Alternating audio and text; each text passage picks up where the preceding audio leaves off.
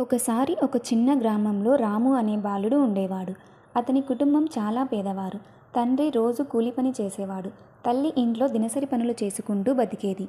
రాము మంచి చదువరి, కానీ రోజు పూట తినడానికి సరిపడా ఆహారం కూడా లేకుండా ఉండేది. ఒకరోజు రాము పాఠశాలకు వెళ్లకుండా ఇంట్లోనే ఉండిపోయాడు. తల్లి ఆశ్చర్యపోయి అడిగింది, "ఏం బాబు, స్కూల్కి ఎందుకు వెళ్ళలేదు?"